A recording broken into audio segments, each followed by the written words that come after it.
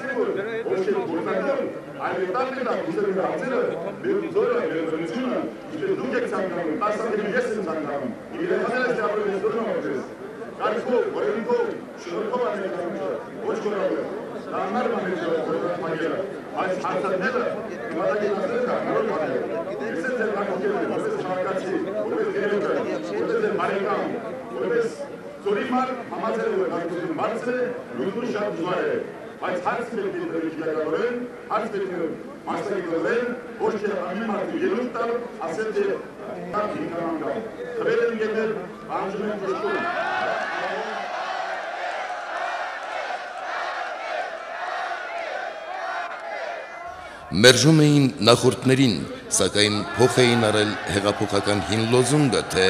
այս հին աշխարհը կքանդենք մենք մինչև հիմքերը եւ հետո։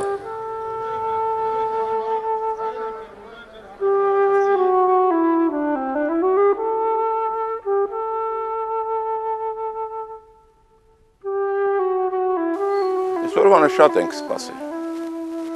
Իշխանությունները նրա նկատմամբ շատ անողիկ թշնամաբար վերաբերվեցին, շատ թշնամաբար, մի մարդ, որ իր ամբողջ կյանքը ներդնի մեր ազգի բարգամաճմանը, մետալուրգիայի զարգացմանը, 14 տարի եղել է կոմբինատի դիրեկտոր, մեր հանրապետությունը ոչ մի ձեռնարկություն այդքան դրոշու են սոց մրցումները չի բերեն, ինչպես Նորիկ Սարիբեկչն է բերել, բայց ինչ եղավ, եկան կաբինետից ավտոմատներով հանեցին, թե դու չես աշխատելու։ Որտեղ էր տենց բան գրած, մի մարդի կան կաբինետ կոլեկտիվը նստած, ավտոմատը դեմ տան, ասեն դու ցարի չես աշխատելու։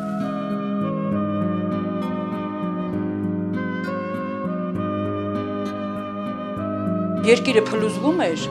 մարդիկ կողմնորոշվեցին, տարան օգնեցին այդ ռևոլյուցիոներներին, գումար տվեցին եւ մնացին պաշտոնների, մնացին աշխատանքների։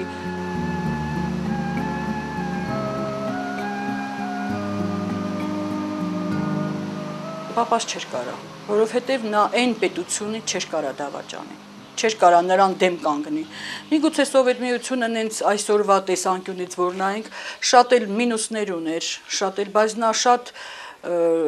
հնարավորություն էր տվել իրան ոտի կանգնելու 11 տարեկանից ինքն այդ պետության զավակն էր, նա չէր կարողանա տենց իր շահերի համար դավաճանի ամբողջ մի իրա պատմությունը, ամբողջ սովետական միության պատմությունը իրա վրայով գնացել է։ Եվ ես քթնում եմ, որ ինքը իր սկզբունքներով դարձավ այս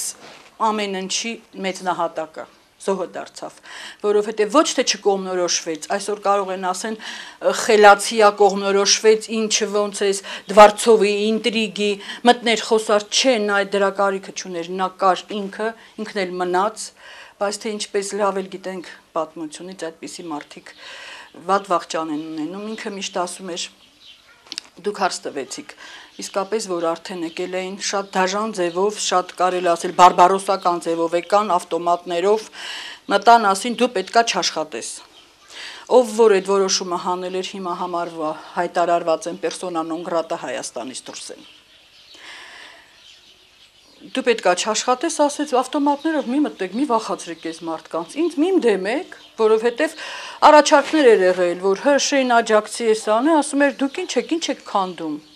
դուք ով սարքել եք, որ քանդում եք։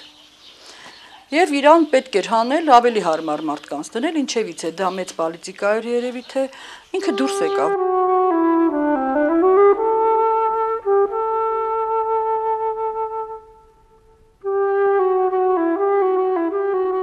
շատ ծանր պայմաններ էր։ Դուք պատկերացնում եք առավոտյան վեր էր կենում։ Մարդ, որը սովոր էր, որ ժամը 7-ին պիտի գնա աշխատանքի, վեր էր կենում, հագնվում։ Ես փոխկապում սափրվում եմ դուրս էր գալիս, ասում եմ ուր ես գնում։ Հետևից բռնում եմ ջան, ուր ես գնում։ Ո՞ւս թվում աշխատանքի պատկերացնում եք, ես բժիշկ եմ, զգում եմ, որ ես մարդը հոգեկան խանգարում է ստացել։ Ուր ջան, ուր ես գնում, դու աշխատանքի չես, քեզ ազատել են աշխատանքից։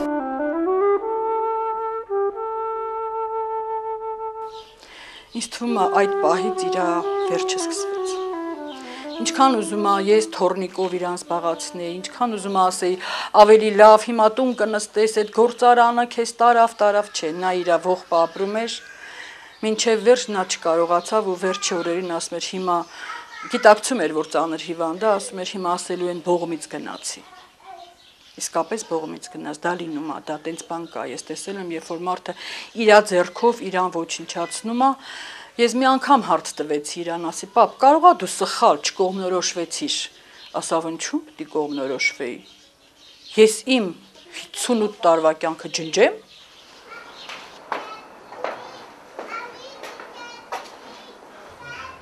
Անցյալը հստակ էր, ներկան անհասկանալի, ապագան անորոշ։ Անցյալը արարումի, հայրենանվեր և ստեղծագործ աշխատանքի հոգսաշատ ու դժվարին օրեր էին։ Ներկան համատարած ավերի ու խավարի օրեր։ Աշխատանքային գործունեության տարիներին տեսել էր ամայի տեղում ստեղծված տնօրինություն, որը ամայի տարածքը գործարանի կամ բնակավայրի պիտի վերածեր։ Սակայն չէր տեսել, որ ստեղծվի տնօրինություն գործարանը ամայի տարածքի վերածելու համար։ Չէ, դեմ չէր ազատությանը, դեմ չէր անկախությանը։ Դեմ էր ամեն ինչ քանդելու կույր մոլուցքին, դեմ էր ծայրահեղականությանը, դեմ էր տնտեսական կապերի արհեստական խզմանը, անցյալի մերժողականությանը։ Ման էր գալի, այս ծառերի տակով, ման էր գալի, սենց անդհատ մտածում էր, ես գում էի, որ այդ իրան տանջում է, ու ինչ մետեղ ես բոստանը իրան էլի հանգստացնում, հարմարացնում է, սոտոքի ինչ մետեղ ես բոստանը իրա զավակներին, իրա թորներին, իրա ծորներին, հաստատ մնայուն ինքը ես ծառը, այս ծառը հերս է տնգել, այմ ես ծառը տես ինչ բռնած է։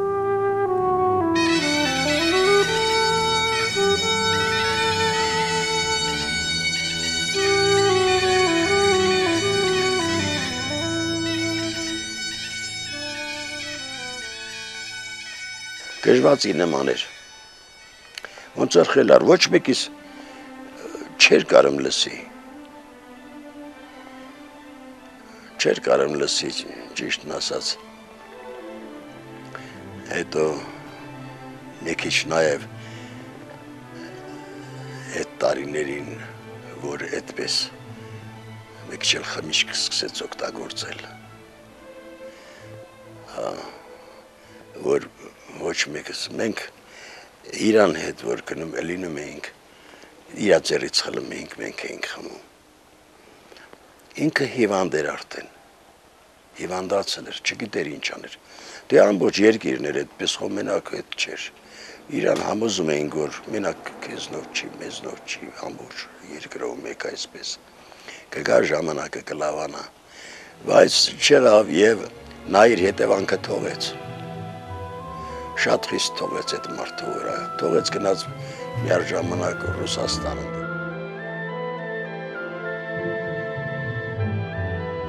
Մոսկվայում էր արդեն իրան, երկու ամիս կյանք էր մնացել, զանգեցին, արդեն գործարանն ուզում էին աշխատացնել, դա 95 թվականն էր, և իրան ման էին գալիս, իր վարչության պետերից, Մետալուրգիայի ինստիտուտից, զանգը հետևից, Սկզբից ասում էր, հա, կգամ և այլը, չէր կարողանում գիտակցի, որ շատ նախ ուրախացավ երեխու պես, որ իրան հիշել են, Մոսկվա քթել են, այդ ուրախությունն էլ չեմ մոռանում։ Ոնց որ երեխուն կանֆետ տան, որ ինքը պետք է, պիտանի է։ Հետո որ գիտակցեց, որ ինքը աշխատելու էլ չունի, չեմ հիշում ով էր, որ զանգեց, ասավ շատ ուշ եք զանգել։ Ասավ էլ չզանգեք, իմ զգացմունքների հետ խաղում եք։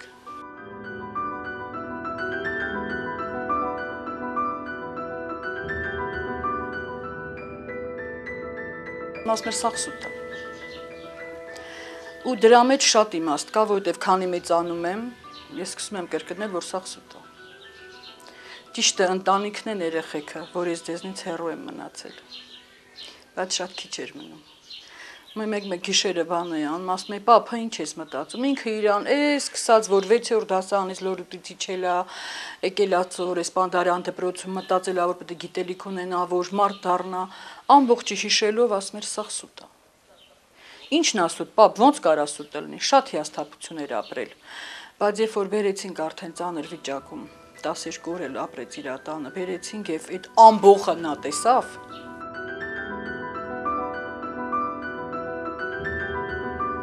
Տեղ ու դադար չկար։ Մեր տունը խաչի դուռ էր։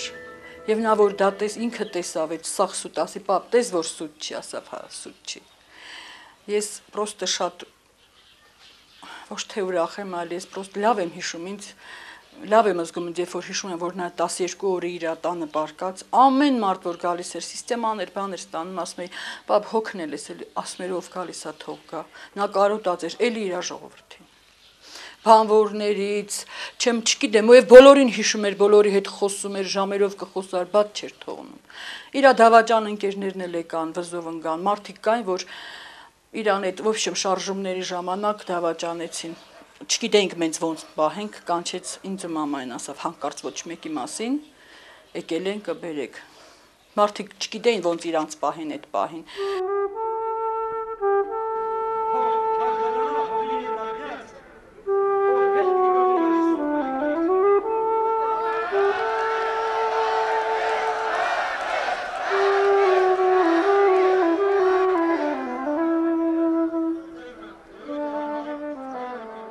Մենք զգացինք, որ մարդիկ սխալվել են շատ դաժան ձևով եւ շատ կարճ ժամանակ դա զգացել են։ Որովհետեւ այնպիսի մարդիկ էին գալիս, որոնք իրանք էին կազմակերպում հացադուլը, որոնք նստած են հացադուլ, այդ մարդիկ են մեղայականով գալիս, լացելներով հորը ձեռքերը իսկապես համբուրում։ Հիմա կենթանի չեն այդ մարդիկ, ես չեմ ուզում ասեմ, բայց իսկապես գալիս էին ճաշասենյակից 2 ժամ ռիսկ չէին անում գնան իր սենյակը։ Որտեվ չգիտեին նա ոնց կդիմավորի, գնում է ասում է պապ, ինչ մարդն եկել է, ասա գա բարձր ձայնով, որ այդ մարդը լսի։ Գալիս համբուրում, էս ասում էր լավանալու եմ գնանք մոտ կորիդորը մի լավ քեֆ անենք։ Իրան նենց էր պահում, որ այդ մարդը ինչքան էլ ապրի, իմանա, որ նորիկ իրան ներել է։ Հետո ասում էր մարդիկ էին, չկողմնորոշվեցին, ոչ մի անգամ չէր վիրավորվում։ Չկողմնորոշվեցին, ասում էր, օտար մարդուց մի նեղացեք, բարեկամից նեղացեք։ Մեր ժամանակ հիասթափված էր ամեն ինչից, մարդկությունից էլ, երկրից էլ, վարկից, պարկից, ամեն ինչից։ Շատ չէր խոսում, իհարկե, դե վատ վիճակում էր, ես էլ էի հիվանդ, ու լսեցի եկա, իր մասին եկա գնացի տուն, հանդիպեցի, ես գնացի 2 օր հետո, ինքը մացավ, ես նորից եկա։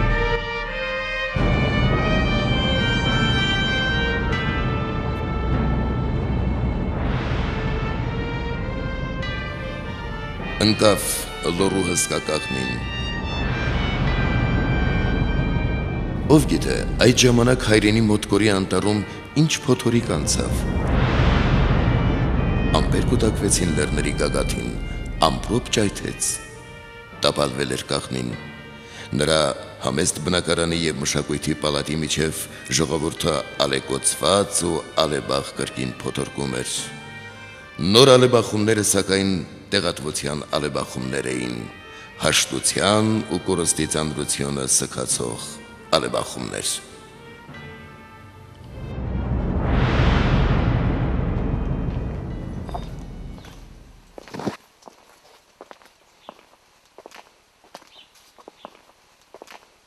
Մեր շրջանը այդպիսի թաղումի չի եղել, երևի չլինի էլ, և մարդիկ ոնց էին լացլնում։ Ես հաճախակի գնում եմ, գյուղում եմ ապրում, մոտա գերեզմանը գնում եմ ընդեղ, գնում եմ հետը զրուցում եմ։ Իրոք գնում եմ զրուցում եմ հետը։ Եթե դուք չեք հավատում, իմ կինը հավատում այն, ընդեղ լսում է։ Ասում է, այդ որ մեկ էլ գնում ենք ընդեղ, գերեզմանի մոտը իր բանը քարը մոտիկա ընդեղ գնում եմ, զրուցում եմ,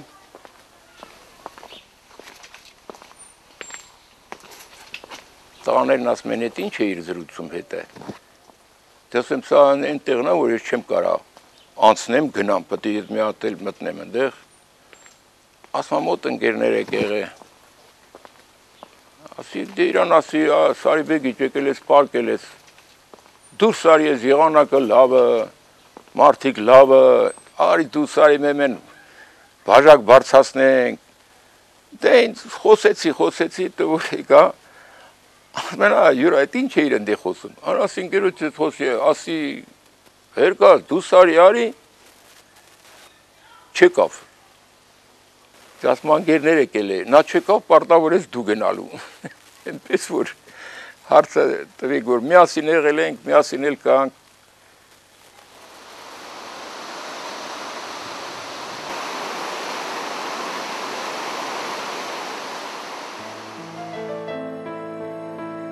Լեռնամետալուրգիայի հունական ավանդույթները 19-րդ դարում փոխարինվեցին ֆրանսիական ավանդույթներով։ Բոլշևիկյան հեղափոխությունը սրբագրեց ֆրանսիացիների արածը։ Սարգսյանական ժամանակաշրջանից, որ ասել է թե լեռնամետալուրգիայի հզոր կայսրությունից մնացել են միայն կիսավեր արտադրական շենքերը, որ չափազանց մեծ ջանքերով փորձում է վերականգնել մեկ այլ լորեցի։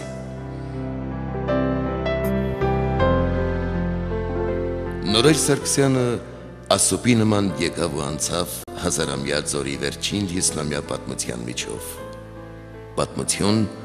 որ ձորի գլխավոր ճանապարհի եզրերին թողել է քարակերտ հիշողություններ։ Ու մեկ էլ կլսես, որ ճանապարհով անցնողին պատմում են Սարգսյանի այգիները, Սարգսյանի կառուցած ճանապարհները, ռեստորանները, կամուրջները, հանգստյան տներն ու ջերմոցները, արտադրական բազում ու բազմաթիվ շինությունները, ճիշտ եւ ճիշտ հեքիաթի թագավորի նման։ Ու քանի դեռ կան տասնամյակների աշխատանքի վկաները, քանի դեռ կան նրա ժամանակակիցները, ուրեմն անմար է նաեւ փոքր աշխարհի տիրակալի Նորայր Սարգսյանի անունը, որ նրա ժամանակակիցների հիշողություններում է, մթապատկերներում։